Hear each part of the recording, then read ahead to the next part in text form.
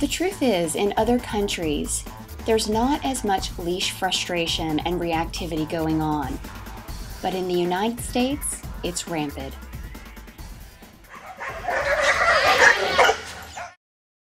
We chose the homonym Dynamite for our class and the way to describe our dogs because we see the dogs as in the potential that they have, but the owner sees the dog as the explosive dog. So we say we can take your dynamite explosive dog to dynamite. Get your body away from the doors and for Stitch. Coming. A dynamite dog is a dog that overreacts to a stimulus in the environment. The dog is usually hypervigilant, hypermotivated, hyperstimulated, and all that has an impact. The underlying cause could be anything. It could have been a bad experience. It could be a dog going through a fear period. It could be genetics. It could be any combination of the above. But when owners come into our classes, they're frustrated and they need help. In fact, most owners have stopped walking their dogs completely by the time they enroll in our class out of sheer frustration and embarrassment. How are you this evening? Hi, Luca. Hi. Oh, sorry, Mom. Gotta go quick. The facility that we use to teach the Dynamite Dog class is wonderful because it allows us to isolate each dog in the beginning of the class time so that they can get focused on their owner and settle down and stay completely under threshold before we start the real work. Next, we check in with all of the owners and see how their weeks went and answer any questions, talk about any issues that may have cropped up, and then we get to work warming up. I will go remove. So we're just warming up with some games that he already knows, the up and down, the ping. The games are important because it's a way to get the dogs focused, and it's the same games that we'll use when they see another dog. So it gives the owners some tools for their toolbox. And it also gives the dogs some business to do when they get a little bit stressed that another dog's close. You got backup, right? I have a passionate group of highly qualified, highly certified trainers that work along with me in the Dynamite Dog classes. These women have a passion for training dogs that are fearful and or reactive. There you go. We'll get Jake in position and we'll come back.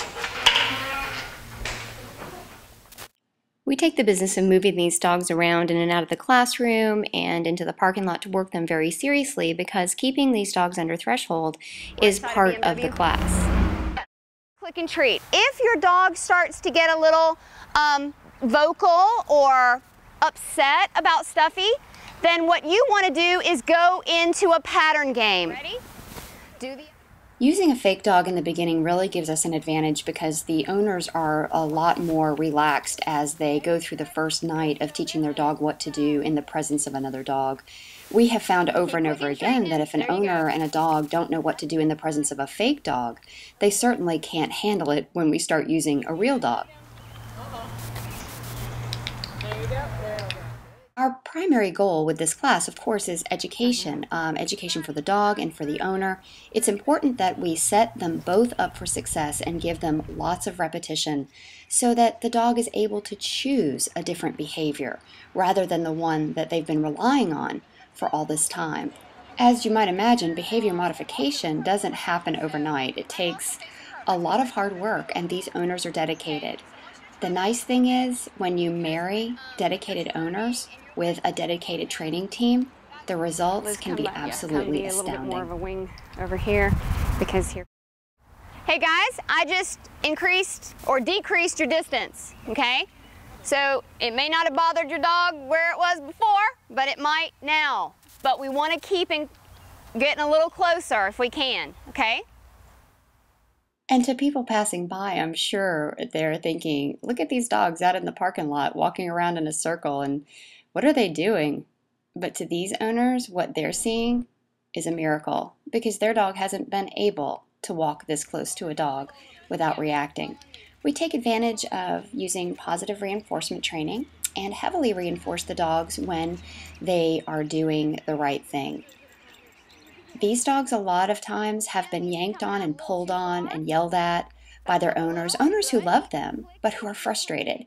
So teaching the owners to do something different is also what we're aiming at, and part of our success.